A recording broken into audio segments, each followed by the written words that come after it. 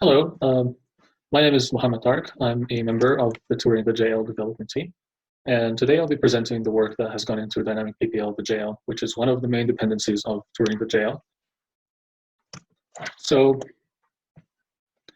first, let me introduce myself. I am a PhD student at the University of New South Wales, Canberra in Australia. I've been a member of the Turing.jl development team for almost 2 years now. And during that time, I've contributed to a number of packages in the Turing-Lang organization, but also in other packages related to my PhD and just packages of interest to me in general. So today the one of interest is DynamicPPL. And I'll also give like an overview of all the packages that we have in the Turing-Lang organization, which includes Turing.jl. So before jumping into DynamicPPL.jl, I would like to first kind of walk you through the concept of probabilistic programming. So DynamicPPL is a package that facilitates probabilistic programming to be done in Turing.jl. So Turing.jl is kind of the main package. DynamicPPL is this dependency, very important dependency that does a lot of the heavy lifting behind Turing.jl. A probabilistic programming language is essentially a tool that lets you define probabilistic models and then maybe ask them certain questions or make some queries to the model. And so this here, for example, is a very simple model that has 3 random variables. So a probabilistic model is basically just a model with random variables in it.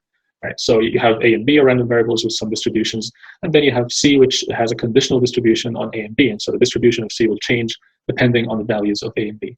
So one possible question you might want to ask this model is essentially, what happens if I observe a value for C? Right, if I know that C has a certain value, so what can I say about the values of A and B that could have generated this specific value for C?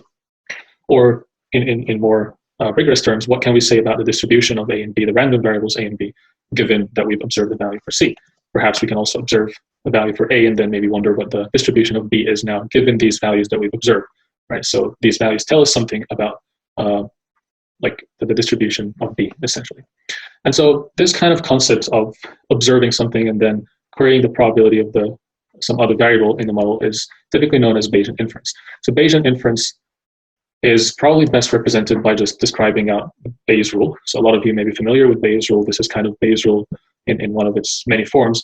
And what it basically says is, if you have a model with some observed variables x and some unobserved variables theta, and you know the probability of x given theta and given this model, so m in this case is the model, then how can we basically get the inverse of that, or the probability of theta given x, right? So we know what x given theta is, so how can we find theta given x? And so we use Bayes' rule for that, which is a very well-known formula in probability theory. And essentially what it does is it just marginalizes out theta and finds this probability of x and then divides the joint probability by that. And the joint probability is defined using these 2 other probabilities. One is the prior probability distribution, which is P of theta, and then P of x given theta. When you multiply these 2, you get the joint probability of x and theta, right? You divide that by the probability of x, and you get the probability of theta given x, basic probability theory. So in this case, the letters small m, small theta, small x are specific instances or values of the random variables capital M, theta, and x, respectively. And so essentially what Bayes' rule has done is it divided the random variables into 2 sets. One is observed and one is unobserved. And this kind of lets us just worry about this simpler abstraction or simpler compact model that represents the original model. And so the problem is, even though we know the prior distribution, which is P of theta, and we know the probability of x given theta, so that the numerator of Bayes' rule is fully known to us, right, and easy to compute. But this denominator here is a problem. This P of x is pretty hard to compute. And if you look at the mathematical way of computing this, you essentially take the joint probability, which is known to us, and you integrate theta out. So you marginalize theta. You basically take the probability of a specific value x for all possible values of theta, right? And this is known as the marginal probability, or the marginal probability density in this case, because, if x is continuous, then it's probability density. If not, then it's just probability. And if theta is continuous, then it's an integral. And if theta is not continuous, then this integral becomes a summation. Anyways, so this integral is often analytically intractable, but also sometimes numerically intractable if theta is very high dimensional, right? So for some specific models, you can find analytical form of this integral, but in most complex models, this is not possible. And so you might have to resort to numerical techniques, but then numerical integration techniques can also fail you if theta has a very high dimension. And so this brings up the need for what's known as approximate Bayesian inference, or methods in approximate Bayesian inference that do not require a certain value or us to calculate the value of this marginal. So approximate Bayesian inference, there's kind of two main families of approximate Bayesian inference methods. One is called Markov chain Monte Carlo, which is a sampling-based method that essentially does not try to even estimate this distribution. So this distribution here is called the posterior distribution. So it does not try to calculate the posterior distribution in closed form, but what it does is it tries to just get a sample from this distribution. So a sufficiently big sample from a distribution is almost as useful as the distribution itself is. It kind of tells you how the values are distributed by just giving you actual values instead of the distribution itself. And so this family of algorithms just gives you a sample from the posterior. Another family is called variational inference. Both of these families are available in Turing.jl, by the way. Variational inference uses a distribution-based approximation where it tries to approximate the posterior using another simpler family of distributions and just tries to find the best parameters for this distribution to approximate the posterior using some distance measure between distributions. So the advantages of approximate Bayesian inference compared to normal Bayesian inference or exact Bayesian inference is that it can typically handle large models, right? So this was the main limitation of exact or even like integration-based Bayesian inference, right? Closed form Bayesian inference, if you like. So it can handle large models. It can handle arbitrarily complex models, which may not have any analytical solution, right? It can be automated using this like toolkit or tool, which is called probabilistic programming language, such as Turing.jl. So Turing.jl is an example of a probabilistic programming language, which is technically it's an embedded language in another programming language, like Julia, for example, in this case. Probabilistic programming language is also sometimes called a Bayesian programming language because of the obvious reason. So another advantage of approximate Bayesian inference is that the algorithms are often heavily customizable by the user, but without requiring a super advanced level of like mathematical understanding of the details of the algorithm or the model. Like you can still customize the algorithm to get better results, but you don't need to like derive exact forms for the posterior. So it does allow the user some flexibility, but also like the technical barrier is not too high to be able to do these customizations. Some disadvantages of approximate Bayesian inference methods is that they require convergence and post-sampling analysis. So you're not just getting the exact value or a closed form solution that you know is the posterior, you're getting some samples. And so sometimes you might run into like convergence issues, or you might want to double check that the sample you're getting is actually a sample from the posterior. And so you do need to do some more checks and analysis after the fact. Another limitation of these approximate Bayesian inference methods is that they are sometimes prone to numerical errors because, for example, when you're sampling, you might run into areas of the support of the distribution that has values of the probability is very, very close to zero. And so you might end up with a phenomenon like underflow and overflow for the lock probability. And this might cause some numerical issues. The scaling of the variables and the scaling of the support. So if one random variable is distributed between like 0.1 and 0.2, and another one is scaled or distributed between 1 million and 2 million, you might run into some issues for some algorithms. So you do need to think about the scale of your variables as well and your space that you're trying to sample from. The algorithm performance can depend on the model. So sometimes by doing certain tricks and manipulations to the model, you can actually improve the performance of the algorithm, and vice versa. You can also do simple changes or seemingly innocent changes to the model that make your algorithm's performance much, much worse. And so you do need to be able to reason about those. And finally, from an implementation point of view, is if you want to program or develop an efficient and general PPL that allows you the flexibility of defining arbitrary probabilistic models where the random variables can have like random shapes and can show up at any point in the model, right? So if you want to allow maximum flexibility, sometimes this comes at the cost of efficiency. And in Turing, we try to kind of balance between the two by providing efficient approaches, but also providing general approaches, which might be a little bit less efficient if you need them. So now let's talk about Turing-Lang or Turing.jl. The organization, the GitHub organization is called Turing-Lang, which hosts a number of packages, perhaps kind of simplified using this diagram here.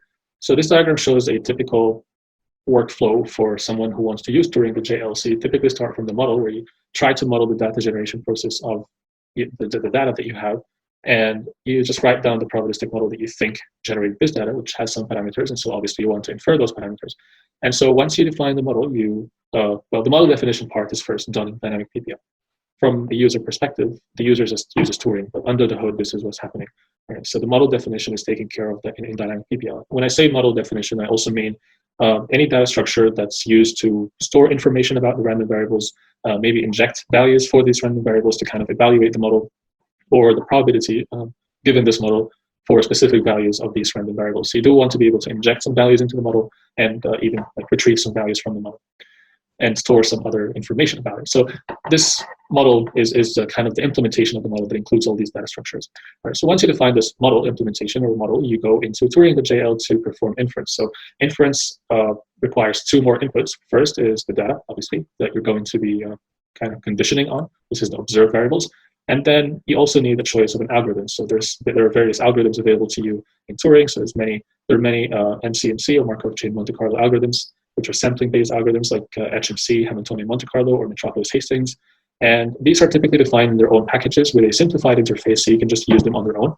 But Turing, or the inference module in Turing more specifically, is responsible for connecting these algorithm packages to the model data structure or the model struct from DynamicPPL.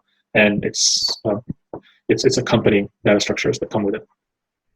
So once you perform inference, you end up with a result, an analysis. So let's talk about MCMC for now. So when you do MCMC, you get a chain at the end, which is defined in MCMC chains.jl. So MCMC chains.jl is this really nice package that defines the chain struct that allows you to describe the results of MCMC and then also analyze them, do some like basic analysis and find out means and variances and stuff like that, right? But then also sometimes you want to do maybe like go back to the model and maybe ask it some more questions given the samples from the posterior that you have. So you might want to take each value from the posterior sample and basically evaluate the probability of some new observation given this value, right? To do something like the posterior predictive average or something. And so to do this, you can go back to DynamicPPL and do some model queries. And so we'll discuss how to do these queries in the next few slides. And so you see that these two components, the model queries and the model definition, are handled in DynamicPPL.jl. And so this will be kind of the focus in this presentation. I'm not going to go into too much details into the implementation of the package because this probably requires a whole video on its own, but I'm just going to like give an overview of what we do and the features available. So time to talk about DynamicPPL, maybe halfway through the presentation now. So some of the design principles, so just so you know, DynamicPPL was kind of written and designed. It was initially part of Turing.jl, and then it was taken out when it thought like it was getting sufficiently complicated and it had its own kind of development cycle and new features and bug fixes and so on. So it needed its own kind of package, and so it was split into a different package with the hope that it could also help us standardize the interface between inference and the model definition, which it did. And so it went through a number of cycles and a number of design and refactoring cycles. But these are kind of the general guidelines or principles that we wanted to keep with every single refactor and every single feature that we had. So the first one is the user-friendly syntax. As you see here, this model is written pretty much the way you would write a model on paper. So this is a linear regression model, which is a discriminative probabilistic model. So you see we have the covariates x and the output y, and then we have these like three random variables, w, s, and y. So w has this multivariate normal distribution, or comes from a multivariate normal distribution. This is a prior distribution. S has a prior distribution of the gamma distribution, and then y is conditionally distributed using the normal distribution with a mean x transpose times w and a standard deviation s. So it's conditioned on x, w, and s. And so in this case, x and y are observed. So all the arguments to the model will be observed variables or hyperparameters, could be either. They kind of get treated the same way. And so they're observed variables, right? So y is observed, and essentially the goal, when you run sampling on this model, you get the posterior of w and s given x and y, essentially. So it's a very simple looking model. It kind of describes the data generation process, and it's very, very similar to what you would write on paper. It also makes use of this dot syntax for broadcasting in Julia, so dot helps us do some broadcasting. And again, it's kind of the same thing. It just applied on the tilde operator to define a random variable instead of just like an equality sign or something. So yeah, very, very user-friendly and intuitive syntax in my opinion. And the second bit, which I'm actually quite proud of, this specific part, is this model querying syntax, which the model querying syntax lets you make certain queries about the model. Like you might want to ask, what is the probability of w and s given the model, right? Or what's the probability of x and y given w and s, and so on. And so you make these little queries about the model using this very intuitive syntax as well, which uses, again, similar notation to what you would write down on paper, which is pretty neat. The second major principle that we had in the design of Turing, or we tried to follow in the design of Turing and DynamicPPL, is the interoperability with the Julia ecosystem. So Turing and DynamicPPL, they actually do not define a lot of the things that you would probably expect from other PPLs, right? So for example, we don't even define distributions. We actually just use distributions from distributions.jl, right? So all these distributions you see in Turing models, they are not actually defined inside of Turing. We do define some distributions in Turing lang, but not the main ones, just like some meta distributions, sort of. So most of the distributions are not defined in Turing.jl or DynamicPPL. We just use them from distributions.jl. The four major automatic differentiation packages, forward diff, tracker, reverse diff, and zygote, we're compatible with them. And again, we don't need to define our own automatic differentiation tools. We just need to make sure that we're compatible with those packages, and we are. Neural networks, we don't have any neural network definition in Turing or DynamicPPL, but we can do Bayesian neural networks in literally 2-3 minutes of coding by just plugging in some flux neural network in a Turing model and then defining some prior distributions, the likelihood, and then you can do the Bayesian neural network, or you can apply the Bayesian inference on neural networks essentially. And again, we don't define neural networks inside of Turing. Similarly, for optimization, we don't have any optimization algorithms programmed in Turing or DynamicPPL, but you can use optimization algorithms from Optim.jl to do MAP or MLE, maximum posteriori, or maximum likelihood estimation. GPU parallelism is another feature that we have without having to implement because we're just compatible with CUDA.jl. Essentially, if you have a distribution that's GPU compatible, which you can easily write, then you can just do some data parallelism on the observation. Like when you're doing the observations or evaluating the log PDF of the observation, you can do that on the GPU and essentially benefit from the GPU data parallelism. You can use any differential equation solver from differential equations.jl just because they exist in the Julia ecosystem and because we allow any kind of Julia code can be part of a Turing model, right? And so you can put any of these differential equation solvers in a Turing model and then run Bayesian inference on a differential equation. So essentially, you can write any Julia code in a model, right? And you can define even your own custom distribution that just satisfies the API of distributions.jl, and then you can use it inside a Turing model. So this extreme interoperability with the Julia ecosystem was kind of a guiding principle, but it's mostly just a feature of the Julia language itself. It's just that you kind of try not to get in the way, right? And if you try enough not to get in the way, it just all works together. And so we tried hard enough not to get in the way, and it's all kind of working together. So that's a kind of beautiful picture where multiple packages come in together, written by different authors who probably knew nothing of all the other packages or what they would be used for, and then they all just work together in this beautiful framework. Last and definitely not least, design principle or guiding principle when we were designing and implementing DynamicPPL is performance. So if you're familiar with Turing from a couple of years ago, Turing was actually relatively much slower than it is right now. In some benchmarks, it was probably more than 100 times slower than the current version of Turing. And this was for multiple reasons, but long story short, now Turing is basically a much faster version than like the version of Turing. The latest version of Turing now is much faster than it was a couple of years ago. And you can see this from this kind of set of benchmarks that we have. So we benchmarked Turing against Stan, and we did that for a set of models that you can find in this repository, DynamicPPL Lyrics. And as you can see here, the forward evaluation columns are basically when you evaluate the joint probability distribution or the joint log PDF. And the gradient evaluation is when you try to differentiate the log PDF with respect to all the unobserved random variables. And so you see that the forward evaluation of the model is essentially really fast in Turing, right? And so what this tells us is there is very little overhead added by DynamicPPL. So Stan is this really fast probabilistic programming language that only supports static models, and Turing supports dynamic models plus static models. So Stan is written in C++, and as you can see, like Turing is already achieving very close performance, and even better in most of the cases in the forward evaluation. But then when it comes to the gradient, we're actually doing worse quite often. And so this tells us that DynamicPPL itself adds little overhead, but then the automatic differentiation tools that we have need some improvement, basically, right? Because we don't implement our own automatic differentiation tools, we just use the existing ones from the community.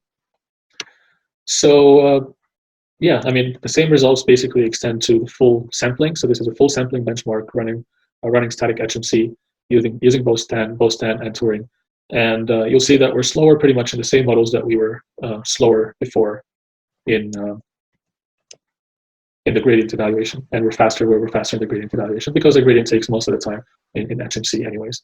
And these Stan models were not kind of, like written with the intention to show that we're better than Stan. Now, these Stan models are actually optimized by a core Stan developer. And so Steve Brunder was actually the developer who helped us optimize these 10 models for performance. And so these are models that have been optimized. And so even then, we're getting very close performance and sometimes faster or better performance in some models. So with that, let me talk about some of the future work that we're planning to go into DynamicPPL essentially as soon as we get some more time, because most team members are a little bit busy nowadays.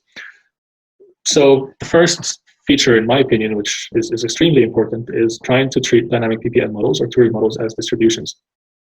So currently a model is a model and a distribution is a distribution, but then you can also look at the model as a very special, like it's a special way to define a distribution. So you can use it to define the relationship between some variables, some random variables. And then once you can treat the model as a distribution, you can do something like hierarchical modeling. So you can define a part of your model using another model and then just use the submodel as part of the bigger model. And so this, plus you can also use the models as Metropolis Hastings proposals, which would be a pretty cool feature to have to increase the flexibility of the Metropolis Hastings algorithm in Turing. Another thing that's also pretty important and high on the priority list is redesigning the var info data structure. So this is a data structure that I was talking about when it comes to injecting values into the model, like into the random variables in the model, or reading some information or data about the random variables from the model. This stuff is stored in this data structure called the var info. So this var info is a quite complicated data structure in DynamicPPL that needs a bit of rework to essentially just make it more flexible and more generic, but also kind of easier to work with. Another item on the to-do list is the sauce.jl interoperability. There's already an issue, and there's kind of a plan that's semi-finished to make this happen, which is the integration between Turing and Sauce. So Sauce is this other probabilistic programming language in the Julia ecosystem, which uses a very different approach from the Turing approach or the DynamicPPL approach, in the sense that it tries to work in terms of the abstract syntax tree for most of the life cycle of the model before the very end. And so this allows some kind of nifty transformations to be done on the model itself, which might be much harder to do in Turing. And so it would be nice to have this integration so users from both, like users of Turing and Sauce, can benefit from the features implemented in both packages. Caching arbitrary values from a model. So sometimes we do get every now and then some requests to like store some values while sampling. That way you don't need to recompute them after you get the posterior, which makes sense. But currently it's for some purely technical reasons, it's not easy to do that for all algorithms, but there is a plan for it again, and there is an open issue, and it should be straightforward to implement once somebody has the time to do it.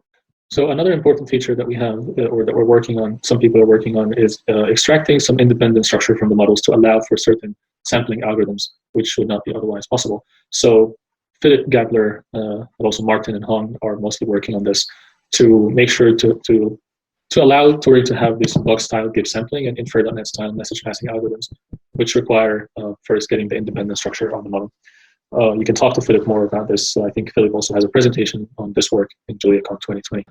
Allowing distributions with non-numeric support is also another feature that we're working on.